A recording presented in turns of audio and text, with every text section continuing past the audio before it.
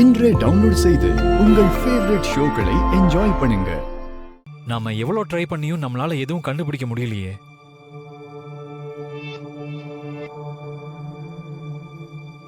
நானும் எல்லா முயற்சியும் எடுத்துட்டேன்.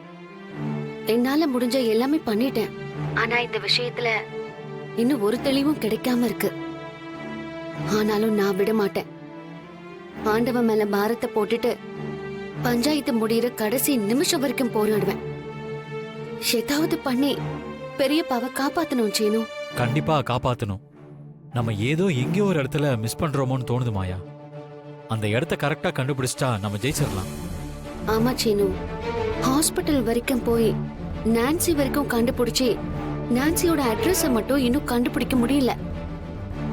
அது மட்டும் நம்ம கண்டுபிடிச்சிட்டா விடிய காலையிலேயே அவங்க கிட்ட போய் அந்த உண்மையை தெரிஞ்சுக்கலாம். ஆனா அவங்க அட்ரஸ கண்டுபிடிக்க முடியலையே. நீ கவலைப்படாத, நம்ம எப்படியாவது கண்டுபிடிச்சிடலாம்.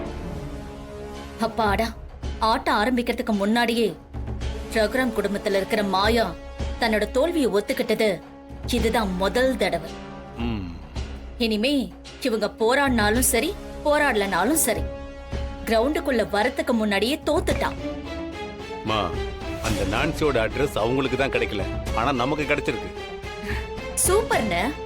அப்ப நாளை காலையில முதல் ஆளா அவங்க கிட்ட போய் நமக்கு தேவையான இன்ஃபர்மேஷன் அவங்க கிட்டயும் கலெக்ட் பண்ணிட்டு நம்ம சைடு ஸ்ட்ராங் பண்ணணும். ஆமாமா, அதையும் பண்ணிடுவோம்.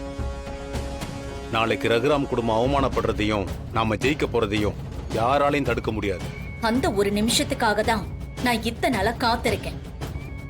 அந்த ஒரு நிமிஷம் நாளைக்கு வரட்டும். அவங்களுக்கு இருக்கு நாளைக்கு.